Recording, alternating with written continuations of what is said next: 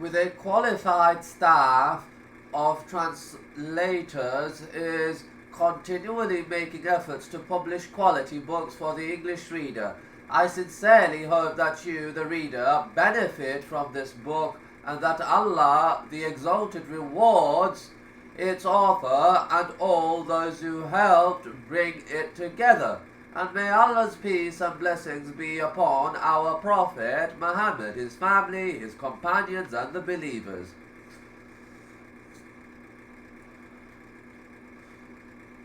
All praise is for Allah, the Exalted. May He send peace and blessings on Prophet Muhammad, his family, and his companions. Don't Be Sad offers a practical approach not only in dealing with but also in overcoming the various hardships and difficulties we face in life. He manages to engage the reader's attention from the very beginning of the book, giving answers to the doubts that besiege us when we are afflicted with hardship or depression. Because Sheikh Ad writes from an Islamic perspective, with his advice taken from infallible sources, the Quran and the Sunnah, he goes beyond other books on this topic. Books that for the most part are full of platitudes and rhetoric and short on sound, practical advice, yet Sheikh does something in this book that some Muslims might object to. At times he quotes Western and Eastern philosophers.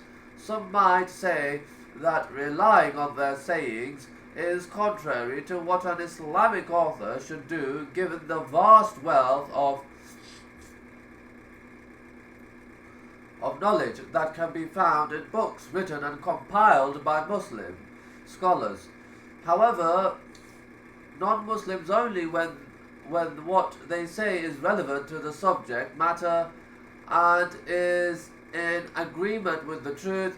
Furthermore, he doesn't rely on those quotes to establish principle and rules. Rather, he uses them merely to add variety and flavor to the book. Wisdom is the goal of every believer, wherever he finds it. He is most deserving of it. This book provides the reader with the Islamic approach to dealing with the trials and tribulations of life, because change is a gradual and painstaking process. I advise you not to read this book sitting in an attempt to absorb everything in the span of a few hours. You should take it in doses, allowing yourself time to reflect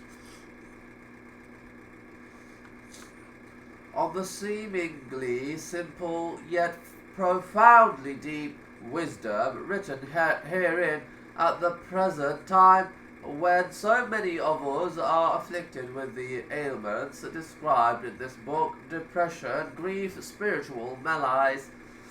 We would be wise to read Don't Be Sad. My methodology in translating Don't Be Sad, this book is intended for both the Arab and the non-Arab readers. However, in all fairness to the English reader, I did not render a word-for-word translation. Doing so would have defeated the author's purpose.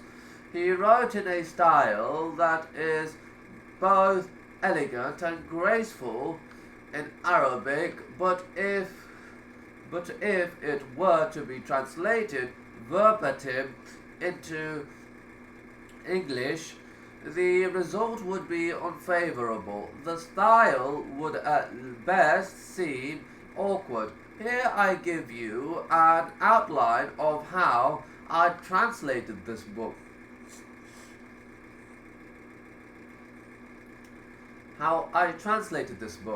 Poetry. I translated approximately 25% of the poems found in the original version of the book.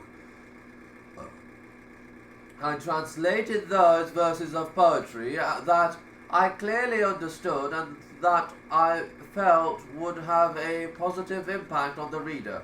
Those translated verses do not come close to their full meanings, and some of them lose the many connotations found in the precise wording of the original. but I nonetheless translated them because their meanings contain some wisdom. The author's style, as is the style of most good Arabic writers, is very descriptive, very florid. He often uses many adjectives when attempting to give a single meaning because this style is not as effective in English. I had to do some pruning, striking out and summarizing, all for the sake of concision. Wherever I did this, I did so in the interest of the English reader, trying to simplify and summarize sentences and paragraphs without sacrificing nuances in meaning. Islamic terms, I loosely translated some Islamic terms that other translators often transliterate, words such as Iman. Transliteration makes the reader pause so that he can understand the word's meaning. Unlike the case for a scholarly essay that deals with a difficult subject, a person should be able to read Don't Be Sad quickly without having to stop and consider difficult terms. He should be able to move from one idea to the next without being interrupted by unwelcomed pauses.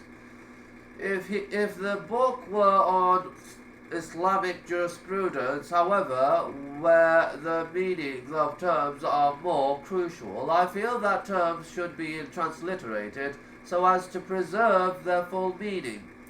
The book contains a great deal of repetition. The author himself mentions this in his introduction. On some occasions, when I deemed it important to the flow of the book, I omitted some of the repetition. For the most part, though, I tried to remedy the problem by expressing an idea the second time around in a different way, changing both the wording and the style.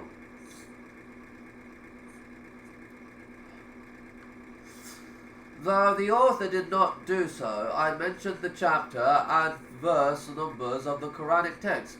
The author quotes many non-Arab writers, most of them being English thinkers or philosophers, because he mentions the quotes in Arabic and because of the difficulty involved in finding all of the original sayings in English. I deemed it sufficient to translate the quotes back into English, and so they are not the exact words of the persons being quoted. May Allah the Exalted reward the author for his efforts in writing this much-needed book. May he guide us to the straight path, save us from the hellfire, and admit us by his mercy into paradise. Introduction to the first edition of the Arabic verse. All praise is for Allah, the Almighty, and may He send peace and blessings on Muhammad, on his family, and on his companions. It is my sincere hope that readers will benefit from this book. Before reading it, you might, after all, only a perfunctory glance pass some kind of judgment, but let sound logic and precepts taken from revelation arbitrate that judgment. Also bear in mind that it is needed a culpable offense for one to judge a work before having tasted it, or at least hearing what it is about. So here I present to you a synopsis of this book. I wrote this book for anyone who is living through pain and grief, or who has been afflicted with a hardship that results in sadness and restless nights. For the cure, I have filled the pages of this book with dosages taken from various sources: the Quran, the Sunnah, poetry, poignant anecdotes, parables, and true stories. This book says the following: rejoice and be happy, remain positive and at peace. Indeed, it says this as well: live life as it should be lived, wholesomely, happily and productively. This book diagnoses those mistakes we make that go against the intrinsic logic that we as human beings have been endowed with, but which we are made to forget when we do not follow correct guidance, whether those mistakes are in our thinking or in our dealings.